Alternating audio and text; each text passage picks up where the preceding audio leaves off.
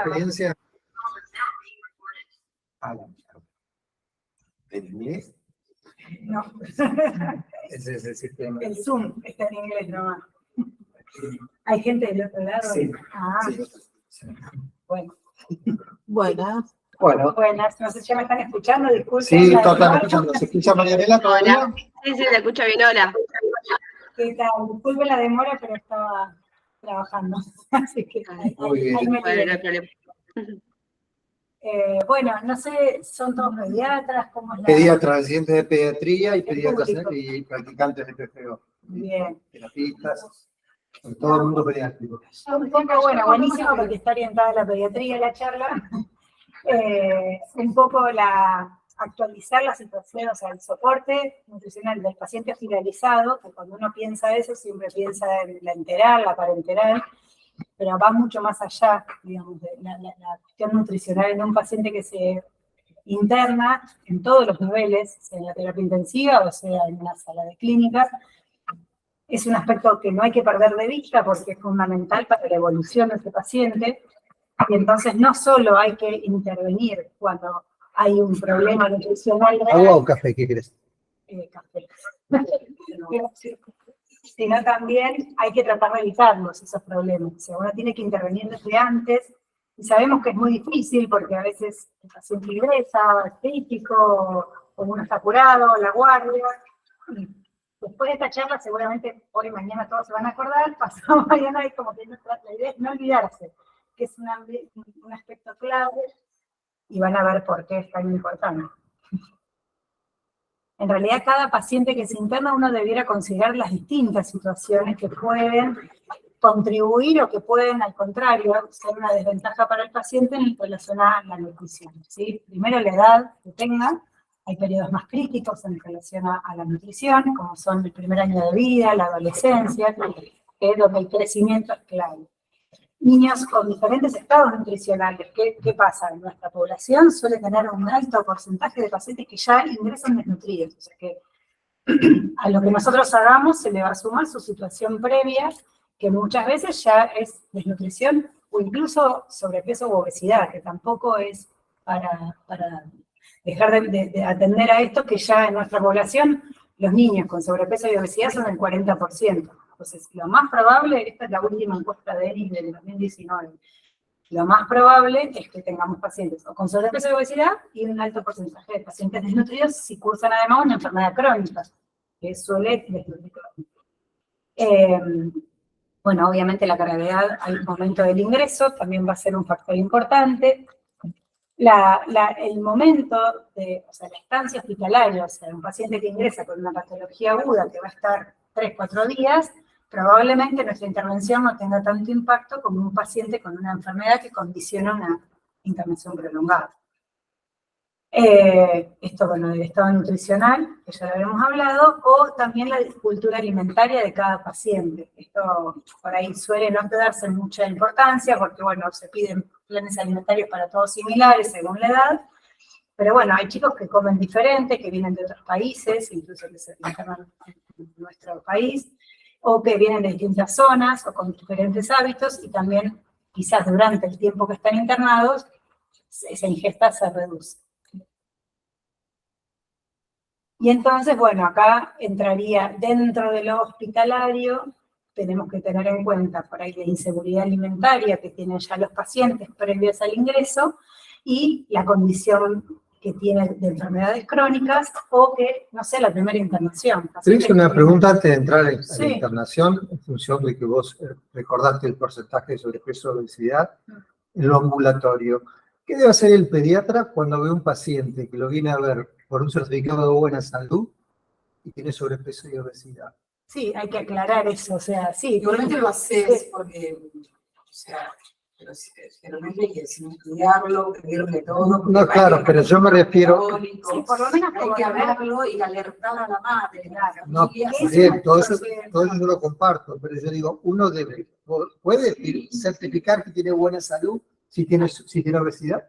Yo creo que lo tenés que aclarar, quizás. No sé, o sea, esto de por ahí poner, o sea, sí, no tiene ninguna enfermedad aguda, pero crónicamente Lo que pasa es que se sube cuando hay gimnasia, porque ese es un tema. Lo primero, cuando vos pones no se pone en salud, lo sientan en tu motor y dicen no hagas gimnasia. No, como que eso cierto es lo que súper decís, discutido. Porque estaríamos contradiciendo. Lo que pasa es que lo firmamos.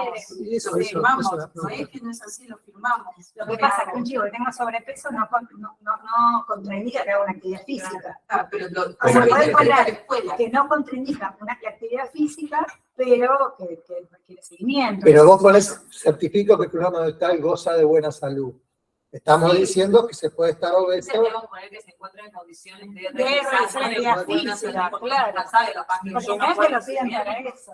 O también porque se botaron Realmente que pongas cualquier cosa, porque yo encuentro cosas que por ahí te rechazan y te tienen que decir goza de buena salud en condiciones, bla, bla, es como una normativa que tiene que estar encuadrado en eso. Por ahí, Sí, algunos piden de aptitud física, otros piden de buena salud. Claro, O los dos. pero por ahí también aclarar a la familia que una cosa es lo que vos podés escribir para que puedas practicar en la escuela o hacer algo así, que vos sepas que no pone en riesgo. Si tenés un chico con una obesidad mórbida, no le vas a decir que vaya tranquilo a hacer atletismo porque la va a pasar mal, pobre. O sea, pero digo, por ahí aclarar a la familia que no suele ser motivo de consulta. O sea, el bajo peso siempre es motivo de consulta. El sobrepeso nunca. O sea, es muy raro que actualmente un poquito más, pero suelen venir derivados porque el pediatra le dijo algo o porque, o sea, hay algo, pero es raro que llame tanto la atención. Entonces, aclarar, bueno, sí, no es una condición que no amerite un control aparte para hablar de la alimentación, para ver si necesita controles de laboratorio. O sea, hay en las normativas de las guías de obesidad que ahora justo se están actualizando, te dicen qué grado, qué es lo que hay que pedir, qué es lo que hay que hacer, o sea, como para orientar. No todos los chicos van a necesitar hacer un ecocardiograma ni una polisomnografía, una obesidad grave sí, pero hay como distintas instancias, pero creo que amerita una consulta específica.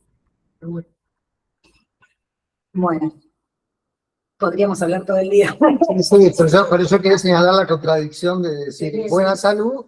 Bueno, Estamos diciendo que la obesidad no es un problema. Bueno, justamente todo el tiempo estamos tratando desde la medicina de decir la obesidad es una enfermedad, porque hay un montón de grupos de gente que está diciendo que si no, la gente se siente discriminada cuando le dicen que pero es una enfermedad. Claro, no es un problema estético, eso de que como que cada uno tiene el look que quiere, que está bien, no incluye eso. Realmente que las obras sociales lo hayan puesto, lo catalogado como enfermedad hace no muchos años, como que la obesidad es una enfermedad y de ahí todos los tratamientos que te cubren, eso también habla que la parte médica también estuvo en falta. Sin duda. Sí, porque hace poco el IUMA reconoce como la obesidad una enfermedad. Sí. Cuando vos le ponés en un laboratorio diagnóstico obesidad, muchas veces lo rechazan, o síndrome metabólico lo rechazan. Sí, o lo rechazan, me entienden diciendo que tienen fiebre, que me dice un insulinemia, un índice OMA, porque la realidad es que van al laboratorio y el IOMA rechaza. O sea, es complejo el tema. Por eso, a veces hay que tener en cuenta esas cosas y ser cuidadosos, por supuesto, pero bueno, no dejar de ver que eso tiene un riesgo. Sí. Esto en realidad lo habíamos armado hace un tiempito con Marcela, con la jefa de la SAN del servicio ahora, y que en realidad lo que veíamos era, o sea, la cuestión de la desnutrición hospitalaria está subdiagnosticada, porque en realidad, revisando los egresos de todo un año, por ejemplo, en el año 2016, había 12.150 con 350 camas y solo había un 0,3% de diagnóstico con desnutrición, o sea que no lo registramos. No es que hubo 0,3. Hubo mucho más. Hubo muchísimo más. Pero el diagnóstico al egreso es neumonía, es otra cosa. Entonces, bueno, es re importante también el registro, porque después en las publicaciones tenemos esta variable, o sea, del 18 al 58%.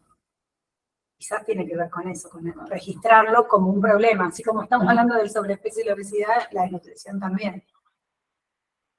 Y en realidad esto, o sea, se sabe que la gravedad de la enfermedad tiene un impacto importante en la desnutrición durante la internación. El dolor también influye.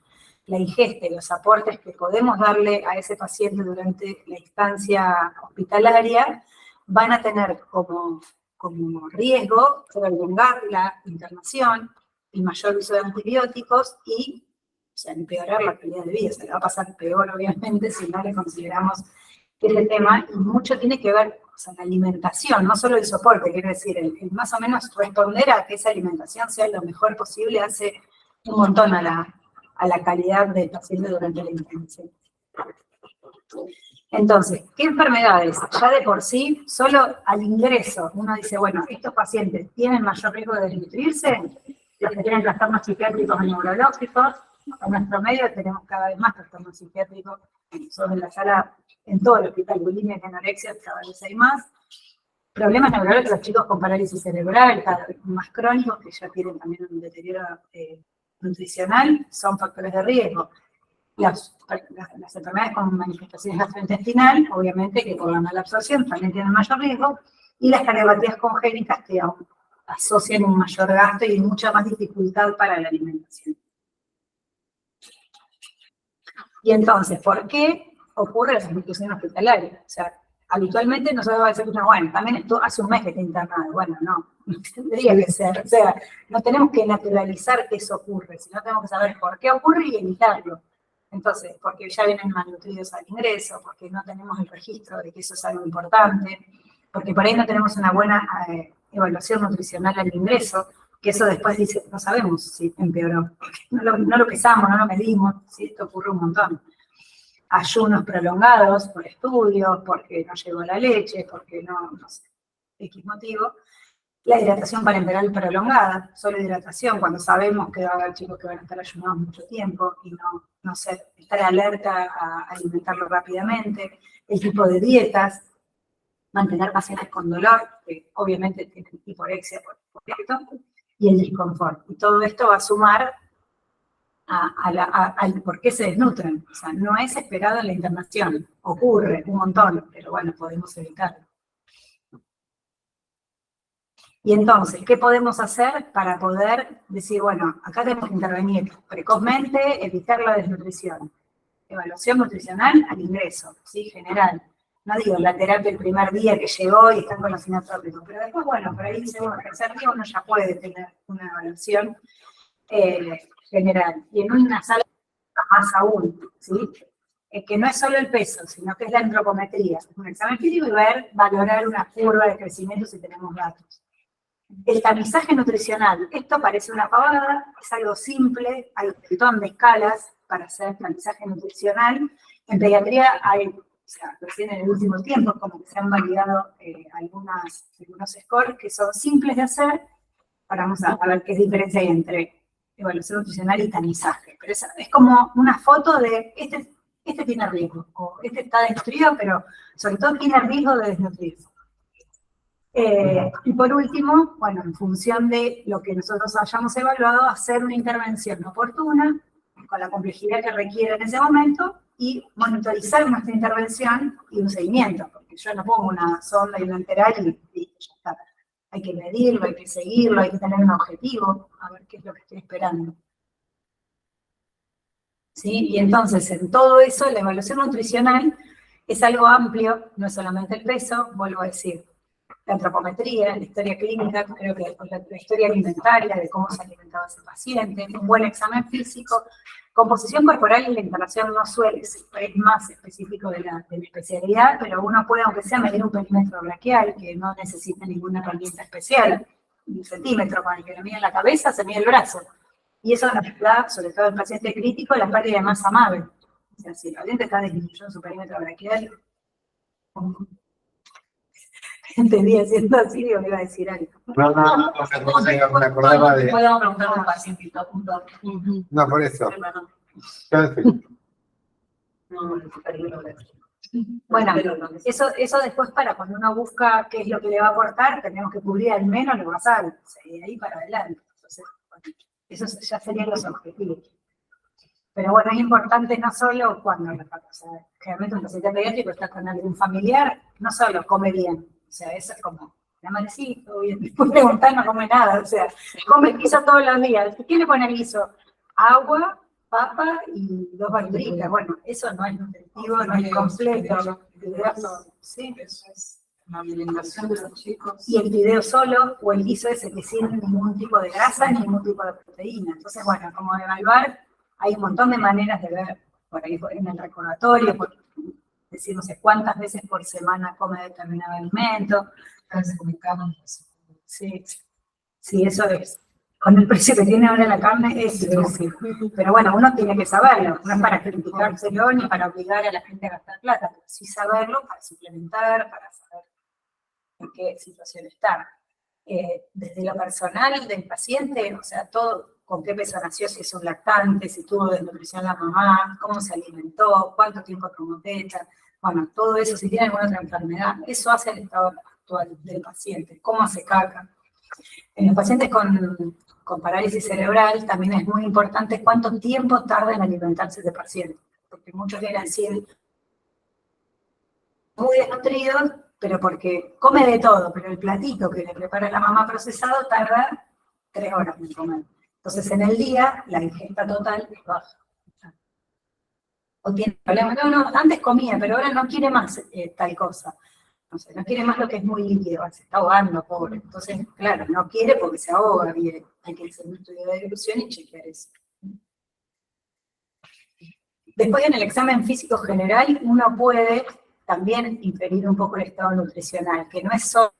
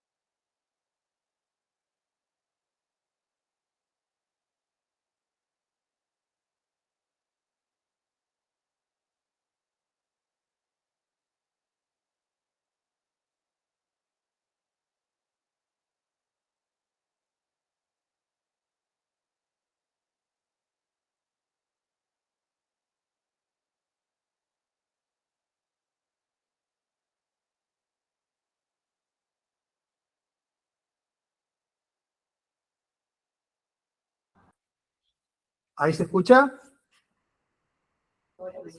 Sí, ahora sí. Y bueno, la Hace conexión... mucho se desconectaron. Y sí, hace como 20 minutos, un poco más. Cuando dijiste hola. Sí. Bueno, está grabado igual. Después se les pasa. Justo empezamos como una segunda parte de la charla. Ah, bueno. Ya hablamos, digamos, de la situación metabólica del paciente cuando se interna y del estrés y de la relación nutricional. Y ahora vamos a ver cómo, o sea, cuál va a ser nuestro objetivo y cómo alimentar a ese paciente. Está grabando, ¿eh? Grabando está todo. Y la tecnología da su trabajo, por eso yo estoy en el celular conectado, no es que estoy haciendo otra cosa. Para saber qué tal. Estoy viendo qué es lo que sucede. Pero perdimos a todos. No. Bueno. Bueno, ¿alguna duda acá, chicos? Tengo una pregunta. En caso de pacientes que uno considere en riesgo, por ejemplo, Ella no es nutricionista. yo soy Ah, nutricionista, sí, ¿no sirve poder dosar ferritino a saturación de transferrina, por ejemplo? Vuelvo a decir, o sea, es un parámetro que puede que esté normal y no por eso esté menos en riesgo. O sea, si el paciente se desnutrió agudamente, no nos va a cambiar.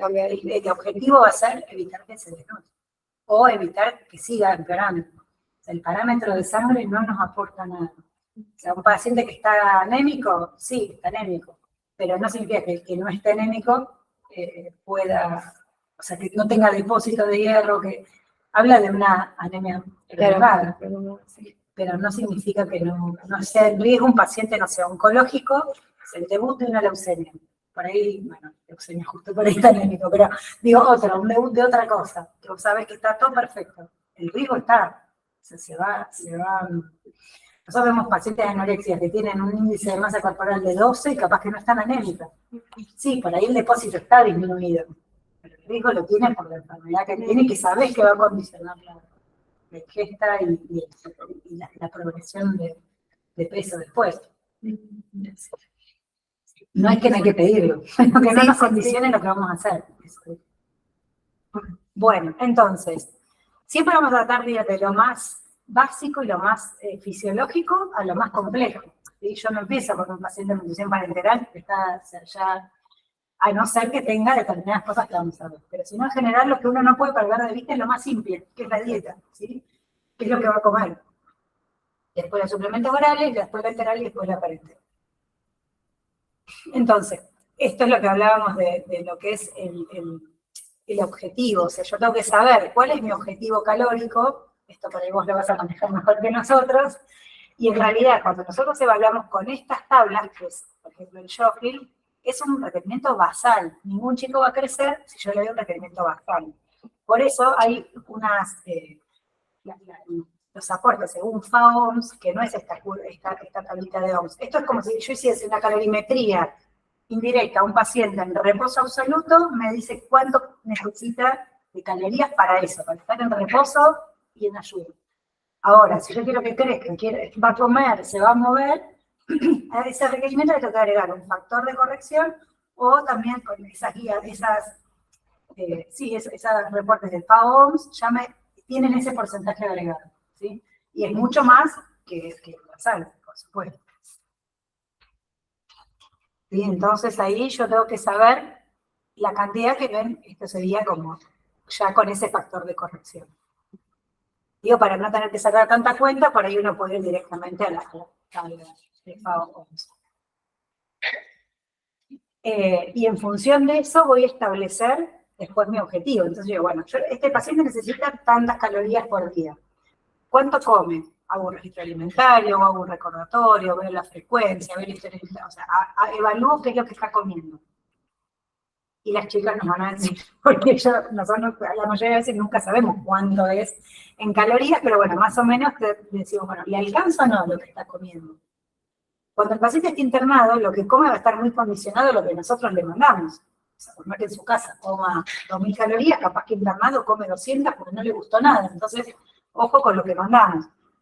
Yo puse esto, que es lo que nosotros usamos en el hospital, que al momento en que lo puse para esta clase, no sabía ni lo que mandaban, les puedo asegurar. O sea, empecé a llamar, y decía, no, pero cuando pedís esto te mandan, no sé, pollo y puré todos los días, 3 días seguidos. Claro, y vos por ahí ni te diste cuenta que estás pidiendo eso. Entonces, bueno, saber bien qué es lo que uno va a darle. Por ejemplo, el general nuestro es 2.500 calorías con 4 comidas con postres, 2 colaciones y sopa de verduras, que en verano le dan la sopa. Pero... Y de eso, después, si uno pide hipercalórico, se le agrega alguna colación más calórica, o hipocalórica, se buscan opciones, pero dentro de ese menú general. Pero eso por una Pero- persona de qué edad, de qué Para peso. niños, no. 2.500 En calorías. general son 2.500 calorías. Por eso, cuando tenés un lactante, le pedís el C, lactante C, que es un general con media porción. ¿Sí? Bueno, esto cuando se pide hipograso es una cosa medio para muy pocas situaciones, de hipograso, o sea, pedís hipocalórico por ahí, bueno. Algunos lo piden como pato protector, que no es. Entonces, por ahí estamos pensando que estamos salvándole a ese chico algo que estamos al revés, generando un problema. Esto es lo del lactante, o sea, el C es media porción del general con postre. Entonces, si vos tenés un nene de hasta 10 kilos, 12 kilos, preferible pedir un lactante C. Pero lo tenemos a veces con lactante A o B durante meses a un paciente que nosotros en la alimentación complementaria de un lactante ya no decimos que durante un mes va a comer papilla, puré. Al contrario, le ponemos la carne, le ponemos un montón de variantes y cuando se interna le damos pollo con puré. Durante un mes capaz que le internan. O sea, va en contra de las indicaciones. Malísimo, sí. Bueno, estamos tratando de cambiar esto, pero digo, no sé cómo es acá, pero... Bueno, acá por ahí es el lugar más individualizado. Sí, yo paso todos los días por cada habitación y trato de individualizarla a cada paciente en las comidas para que pueda tener una adecuada ingesta.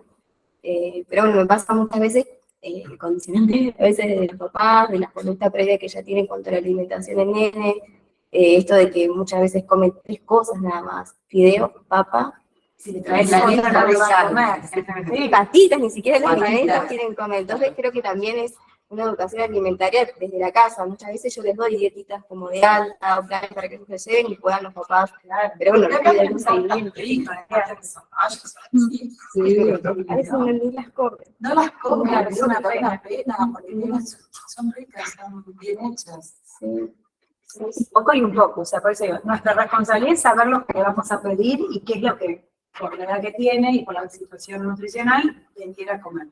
Después, bueno, pasan estas cosas que es el trabajo de ustedes más fino. Sí, sobre todo los que se quedan mucho tiempo, vuelvo a decir, porque el que se quedó 2 o 3 días, no le, la verdad es que no va a tener mucho impacto en su vida, pues se va a ir, va a seguir comiendo las alitas, pero el que está mucho tiempo, por ahí es un momento donde podemos intervenir. Y Sí, incluso muchos nenes han empezado a comer cosas que está tiempo prolongado que en la casa no comían, ¿no? Claro, Empiezan a buenísimo. comer. Sí, pero uno tiene que estar como ahí. Encima, Sí. sí. O individualizar, por eso digo, el que vos le hiciste así, un tamizaje, y te da 4 o 5 puntos, no puedes decir, bueno, te coma, si no le gusta el pollo con puré, chao. No, a ese hay que individualizarle lo que come, porque se te va a descubrir seguro. Esto que comentabas del mejor está bueno porque este que es muy sencillo y se Sí. puede realizar en un comienzo de internación y uno puede enfocarse más en la alimentación Claro, de su porque si bien vos pasás por todas las habitaciones, vos sabés que el que estaba en rojo, lo tenés que pasar más seguido o darle más encima. Sí. Bueno. Después, los suplementos orales, o sea, ¿para qué nos sirven? En general no es que yo voy a decir, bueno, un chico va a estar totalmente nutrido porque yo le dé este suplemento. No, esto es para un chico que come poco o tiene un mayor gasto y que con la ingesta no alcanza. Pero si yo tengo claro mi objetivo calórico y nutricional, que bueno, este paciente no le alcanza con lo que está comiendo, por eso viene bajando. Hice todas las, primero que nada, yo trato de hacer, o sea, charlo 1 hora con cada paciente, agregarle más aceite, agregarle más esto, agregarle crema, agregarle, no sé, otras cosas que generen un poquito más de aporte calórico en esa comida. Si no funciona, bueno, transitoriamente, por ahí uno puede, alguno que se está por operar y necesita recuperar, pero no es que va a resolver el problema, sino que es un complemento a lo que nosotros estamos dando, a la alimentación que tiene. Pero si yo veo que igual, o sea, le sigo, o sea, no puedo estar un año esperando que el chico aumente su ingesta. O sea, si veo que la ingesta oral es muy baja, que no logra los requerimientos y persiste en el tiempo, o mantiene ayunos prolongados, o más de las 12 horas, ¿no? Pero más días, sobre todo si es un lactante, o tarda mucho en alimentarse, y no hay aumento del peso, o hay un retraso en el crecimiento, bueno, ahí ya me tengo que pensar, o sea, estos pacientes tienen criterio de soporte nutricional. Obviamente, que si el tracto gastrointestinal está intacto, voy a pensar siempre en lo más fisiológico, que va a ser enteral. Pero si hay obstrucción, si hay otro problema gastrointestinal, o coagulopatía, o isquemia intestinal, o sangrado, bueno, ahí no creo que pueda usar ese tubo digestivo y ahí por ahí pienso en la parenteral. Y entonces, siempre tengo que pensar en la fisiopatología para pensar qué tipo de fórmula voy a usar, qué tipo de nutrientes son los que le puedo faltar. Nosotros tenemos el paciente, sabemos que no está aumentando y que le voy a poner una sonda para un soporte enteral, tengo que ver qué le está fallando, la digestión, la absorción, porque tiene un intestino más corto, o porque tiene atrofia intestinal por una patología, o fibrosis quística, o tiene una enfermedad inflamatoria. Bueno, ¿qué es lo que le pasa? Y en función de eso pienso qué fórmula lo beneficia y qué nutrientes extra le voy a tener que dar. ¿Sí? ¿Qué oligoelementos que evitan? Si la ingesta es inadecuada, pero eso supuestamente cualquier fórmula que yo le dé la va a poder absorber. Entonces ahí voy más tranquilo. O sea, no tengo que hacer ninguna adaptación a eso, sino que es darle una fórmula, las calorías que necesite, que ya la fórmula viene suplementada, y si no hay deficiencia, quizás sea suficiente. Y si tiene aumento de los requerimientos, bueno, yo tengo que pensar cuál sería su gasto, más o menos, o estimarlo. Si tuviese una caloría que día lo puedo medir, pero como si no la tengo, lo estimo, y ese aporte extra se lo tengo que dar con una fórmula. Esto es muy importante, lo de evitar ayunos prolongados e innecesarios. O sea, muchas veces pasa que va a entrar a endoscopía, 2 de la tarde, al otro día, va a entrar a endoscopía, se suman previa de ayuno. O se pone un aporte a 2 mililitros hora en un chico de 20 kilos, es nada, y es para nuestra tranquilidad, pero está ayunado. Ese chico está ayunado. No menos de 20 mililitros por kilo y por día, y de ahí para arriba. ¿Sí? ¿La regresa de alimentación? Sí, 20 mililitros. Sí. Ok. Fin de semana, Pascua, ponele. Le pusiste 2 mililitros ahora, el lunes. No, pues vamos 2 horas. 2 mililitros ahora. Bueno, ¿sí con qué paciente? Entonces, sí, como 24, claro, por ahí los neonatólogos tienen con eso. Pero después en pediatría tenés pacientes más grandes que eso. No, me quedé pensando en general, cualquier paciente. Yo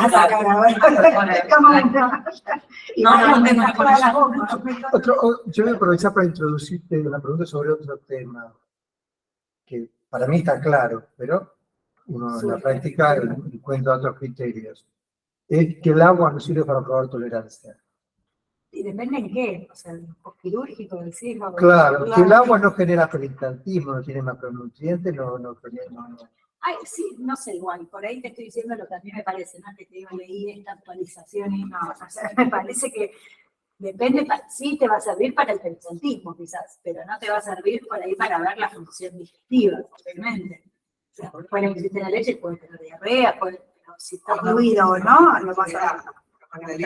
Claro, la tolerancia por ahí no, pero la obstrucción sí. No, no sé qué sí. Para eso, más que nada. Sí, pero empezar a realimentar con agua. Lo que pasa es que también eso, no, o sea, la realimentación no, porque el paciente se pone catabólico igual. O sea, solo te permite la permeabilidad, digamos.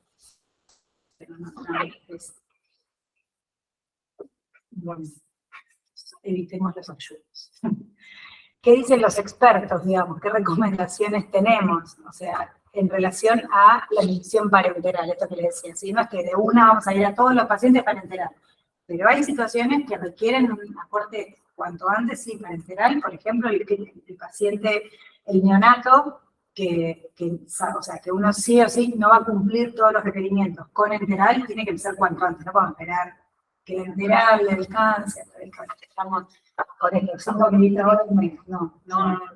El bebé prematuro extremo, de menos de 1500 gramos, también, o sea, en cuanto nace ya tendría que haber una parenteral. Esto saben mejor que yo todo esto, los neonatólogos, así que no voy a entrar en detalle, pero es un poco esto lo que te está recomendando. Hay unas guías que no las puse acá, pero las vi el otro día, las leí, pero no estaban en esta charla, que las guías NICE, que me parecieron re buenas. Pero que guías NICE para cualquier cosa, o sea, es como de la mejor forma de hacer determinadas cosas.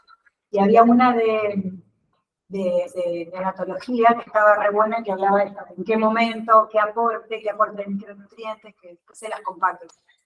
Me pareció que estaba como muy actualizada y estaba re buena, porque en parenteral nosotros nos guiamos mucho con las guías europeas del 2018, que son las más nuevas. Pero después salieron estas, que creo que en el 2020, y son más amplias. Mejor. En qué momento suspender, en qué momento, con qué porcentaje de enteral suspender la parenteral, eso es como re específico.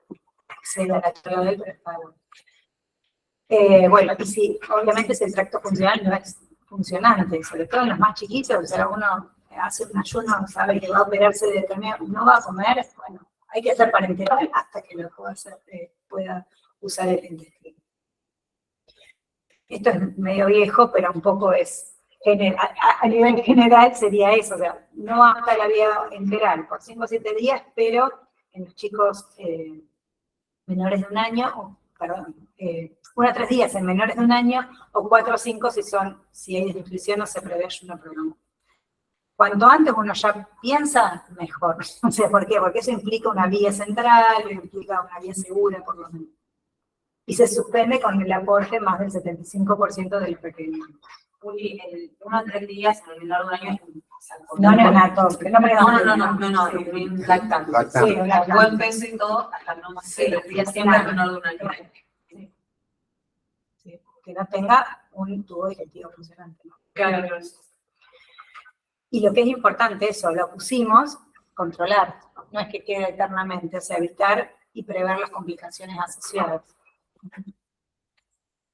Y esto, en lo que es el soporte, sea el soporte que sea, nosotros en chicos muy desnutridos, con mucha malabsorción, por ahí a veces lo hemos visto, no sé, celíacos graves que empiezan una dieta sin gluten oral y hacen síndrome de realimentación, o sea, hay que estar muy atentos. Los pacientes muy desnutridos, que han perdido un 10%, desnutridos agudos, ¿no? Que han perdido más del 10% de su peso rápidamente, tienen este riesgo. ¿Por qué? Porque es lo que yo decía, el paciente se mantiene en una estabilidad medio justa, catabólico, pero mantiene toda la homeostasis, que cuando uno empieza el anabolismo, lo que provoca es un ingreso del potasio, del fósforo, retención de agua, de sodio, porque el músculo cardíaco no está preparado para recibir todo eso, entonces hay que ser muy cuidadoso con el aporte de volumen, con el aporte de sodio, y siempre suplementar los nutrientes que van a ser los que van a estar más en riesgo, que va a ser hipocalemia, o sea, el fósforo, el potasio,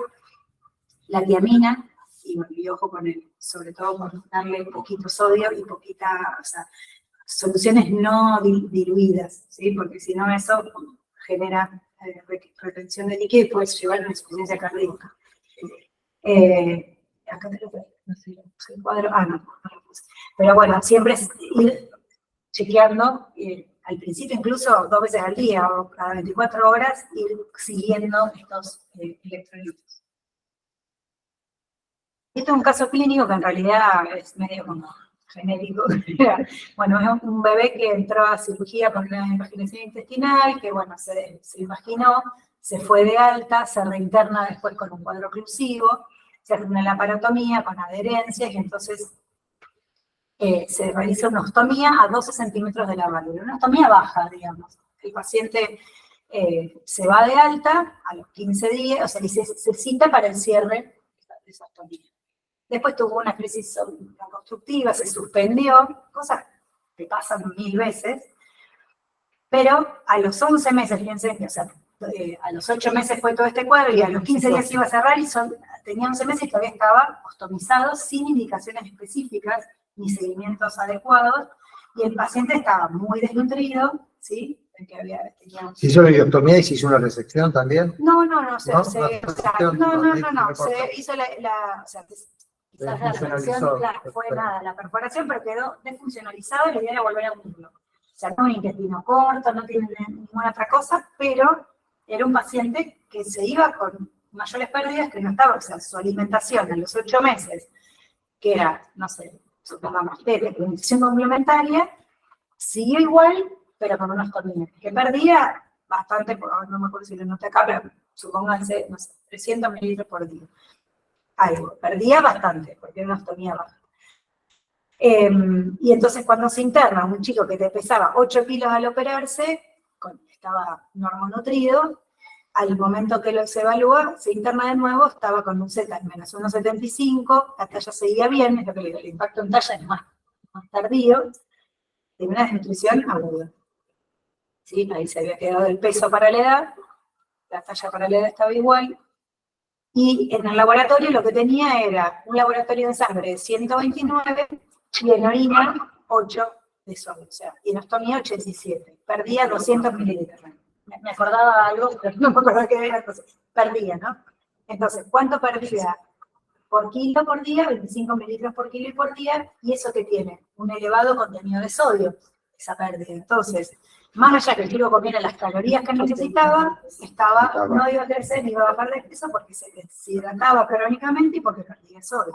Entonces, ahorrando su riñón, ahorraba sodio para poder sostener, pero llega un momento que es el hiperaldosteronismo secundario y no va a crecer nunca ese chico, no va a aumentar de peso.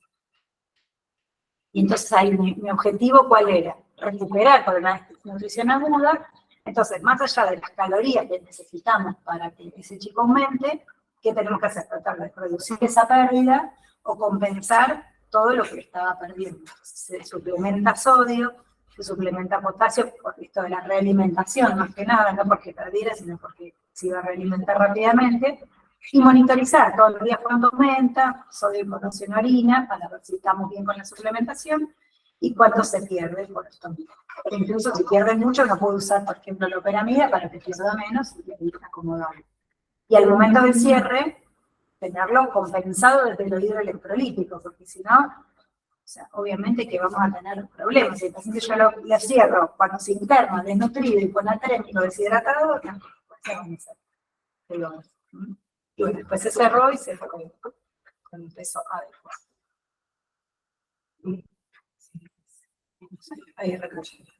Este no sé, pero es muy largo, pero era el tema del paciente crítico que en realidad hay trabajos que hablan de 2017, que es lo más nuevo, pero hay un montón de trabajos que hablan de que prolongan los tiempos de ventilación, la infección es mayor, o sea, a diferencia de ciertos trabajos que les había mostrado, que por ahí no era directamente relacionado, acá lo muestran como que aumenta la hospitalización, aumenta la infección, con aumento de mortalidad. Entonces, se recomienda esa primera evaluación nutricional en las primeras 48 horas y siempre repetirlo, estimar el requerimiento calórico, un requerimiento proteico, porque piensan que el paciente crítico eso, baja de peso.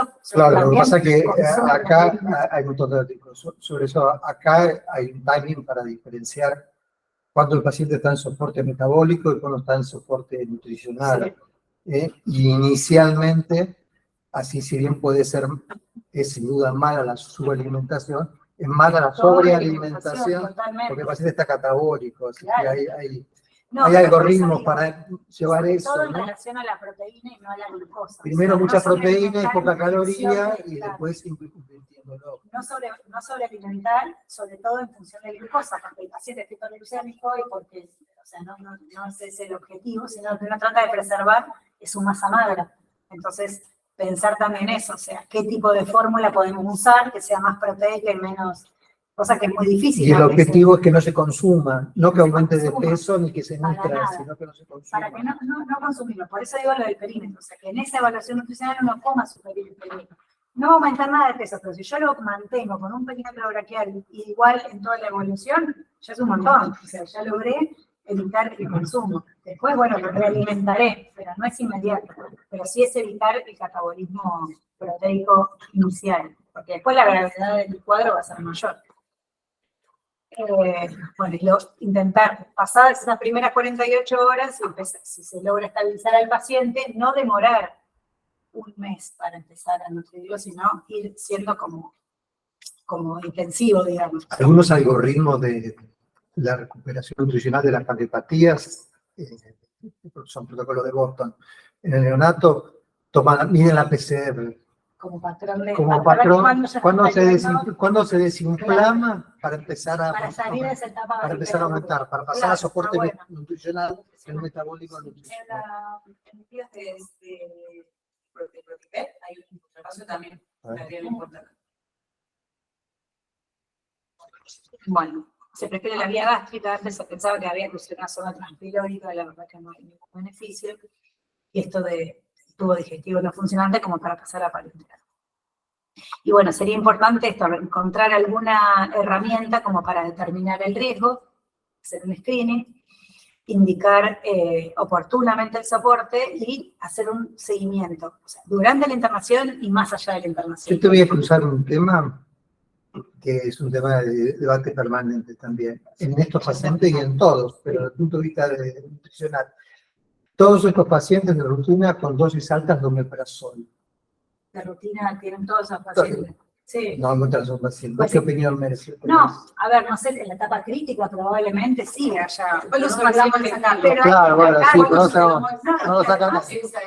No los sacados. No tiene criterio. No, para nada. El humor. Porque además eso aumenta la libidosis, Claro, puede tener más problemas. Salvo que le agregue un antibiótico, bueno, como para yo no necesito una protección por Sí, ahí, sí, para sí, hacer, el estrés, porque por ahí hay pacientes que... Está por comiendo. ejemplo, por la infección. De que, Claro. Pero es una lucha permanente No, en las sí, instituciones no es indicación, y además es un costo para el sistema No, increíble. y para el paciente, nosotros tenemos un montón de pacientes con déficit de vitamina B12, porque consumen omeprazol, no, porque tienen mucha medicación. Yo trabajo mucho con chicos con epilepsia.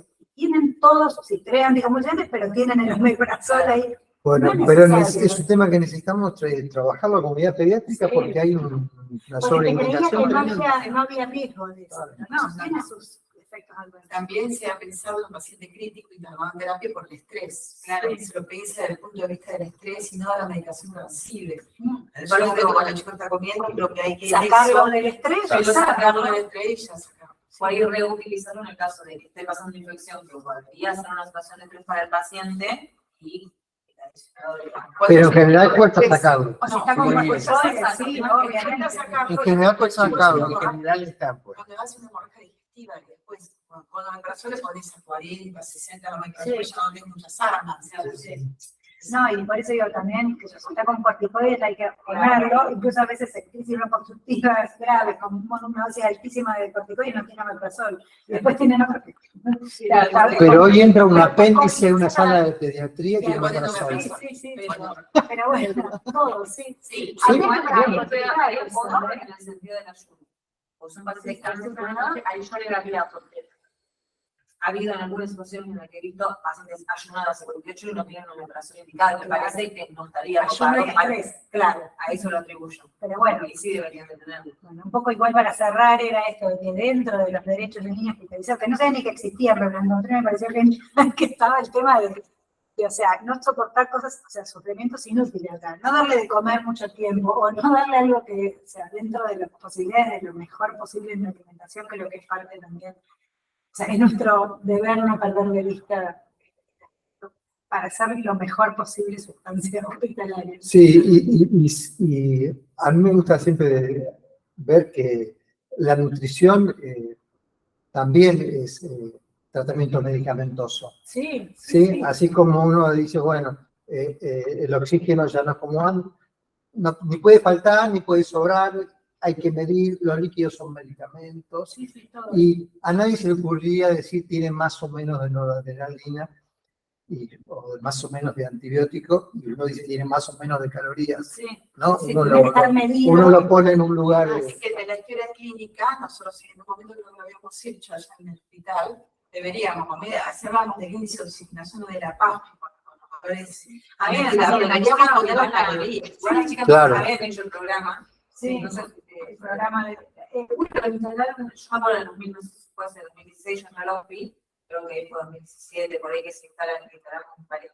para calcular el shopping. Para calcular el gasto calórico que tenían los chicos, más o menos requerimiento, de acuerdo, se lo damos con nutrición para dárselo. En el LOPI nosotros no lo hacemos. La verdad que No es que tiene que cuadrado, pero no ponemos las calorías ni nada. Claro, no, Ahí cuando vemos que se empiezan a hablemos con ellos. En los últimos años, no, pero igual, en los últimos 15 años han mejorado un montón, porque creo que en todas las actualizaciones, sobre todo en los pacientes críticos, la nutrición está, o sea, Claro, sí. es que en la sala que no Por ahí cuando antes se indicaba. Más que nada cuando tuvimos una leche, pues decimos, bueno, no tengo otra manera de restringirle el volumen. Y No, o chico enseguida más le aumentan, es raro que pasemos y esté ayunado, no, o sea, en lo crítico creo que están mucho más. al igual que antes no se usaba una bola de transporte hídrico, porque antes también ese chico con no tenía nada. ¿Por qué tienen agua? Dejábamos Es importante el agua. Antes se indicaba la integral de leche de vaca, era como que nos ponía así, era un puñal, que íbamos a un cambio mayor que hicimos en la terapia fue que las goteos sean en 24 horas y no en 20 como lo hacíamos antes, y con eso creo que un cambio medio bruto para enfermería nos costó un montón, pero insistimos y se logró, y es algo que sabemos que lo tienen y nos aseguramos. Pero eso fue en función de que para el que indica pasó a ser algo importante, porque si no, no pasaba, o sea, si vos no exigís lo que te interesa, o sea, y eso muchas veces antes era, bueno, sí, todo el mundo estaba muy pendiente de la medicación y esto, la leche era. Yo estoy haciendo un estudio de trauma en el hospital y, por ejemplo, cuando empezás a cargar los datos, me quedé ahí cuando cambiamos un poquito de sección, el que te son 7 días. Es una locura. 5 días, 6 días. Después no veías el peso, la alta, había un peso relegado que el chico había bajado de peso porque estaba varios días sin alimentarse. Y eso fue una de las charlas en el último que tuvimos que hay que revertirlo. Dijeron que de Estados Unidos. Sí, claro. Es que es algo tan importante. La nutrición es básico para la recuperación. Por eso digo que ahora en lo que es agudo, me parece, y crítico, hay como mucho más. H735, el chico que ya se fue la lente. Sí, no esperar a que se... 28. No, la verdad que es re importante eso. Sí. O sea, lo digo, se puede mejorar más, sí, seguro, pero la realidad es que se va mejorando porque se va viendo que la respuesta y la evolución de un paciente es distinta. Todavía pues está en clínica, o sea, que el paciente no corre tanto, que no está tan crítico, bueno, entonces como que... Sí, y vos decís que la pausa lateral no la están haciendo más para 5 horas. Está comiendo que está mejor. Cambia cada 6 horas de igual manera, pero es continuo. Entonces vos a lo que nosotros nos plantean ellas, desde el servicio, es que es la manera en la que vos te aseguras la nutrición sí o sí. ¿Por qué? Porque ¿cuál es la pausa? No era el freno de 1 hora, era 1:30, 2 horas. Se va atrasando. Y justo por ahí te coincide que cambió el turno. Entonces, no sé, 3 horas. Y ahí también posibilidad de 3 a 4 horas. No, pero es un tema que tiene que ver más con lo práctico que con lo conceptual. la mayoría de las veces... Sí, con lo operativo tiene que ver. Cuando uno va a ver un paciente que no aumenta y tiene el enteral y ve ese goteo, está bárbaro, te diría el 80%. Que no lo recibe. No lo recibe. La mayoría de las veces lo que hacen las enfermeras dibujan el code que pasó todo y en realidad pasa la mitad. Por eso los suplementos, también por eso estamos teniendo suplementos en el NEC, que nos recomiendan por el cloro de potasio, la cantidad de potasio, la usábamos, es porque decían, ¿por qué el chico no aumenta su potasio? Y era porque no los recibía, si vos tenías indicación en la ley. Entonces fue cuando se empieza más utilización del CAON, y bueno, nunca ayuda, porque la realidad pasa por acá. Lo más frecuente es eso, que no reciben lo que uno indica. Fue una buena, costó, pero fue buena aceptación. Y que se mande lo que vos querés, la dilución que querés, o sea, hay como que siempre chequear, tipo, inspector. Yo me acostumbré con Patria a ver las cosas y ella es como toda detallista, meticiosa, y aprendimos un montón de eso, o sea, no te confíes porque lo pediste, chequealo, digamos. Hemos descubierto parenterales colgadas 48 horas, hemos descubierto lavage que van diluidos, porque hay un montón de instancias en las cuales después de limitación al paciente, y había unas guías de enteral, puede fallar 1000 veces, como tipo un checklist, de decir, bueno, esta es la fórmula, es el paciente, no está vencido, porque por ahí le colgaron el último, quedaron 4 en la heladera. Bueno, ahí 1000 cosas. Así que bueno, estar siempre muy atento. Antes de pensar en lo raro que tiene una metabolopatía, no, primero vemos si recibió, que es lo más importante. Bueno, muy bien, muchas gracias. Perdón que el martes pasado... No hay problema, no hay problema. Pero nadie, solamente yo. No, fue como eso. Bueno, Igual sí lo voy a contar, lo Después el hacemos. resto, ahora sí se escuchó todo, Marianela. Sí, esta parte sí. Bueno, queda todo grabado, después lo cuelgo en la página. Buenísimo. Si Bueno, no quieren gracias. preguntar más, nos desconectamos. Chicas, Adiós. Chau, chau. chau, chau. Sí. Sí, sí. Están Un de paciente específico por eso. sí, Hospital de Malvinas, hay chicos que están con Gutiérrez, y, bueno, y residentes nuestros que están en otro lado. claro, están rotando. Sí, claro. Sí, Brujer viene en un ratito, me puso. Y me decía, Julio, Está mal, está bueno.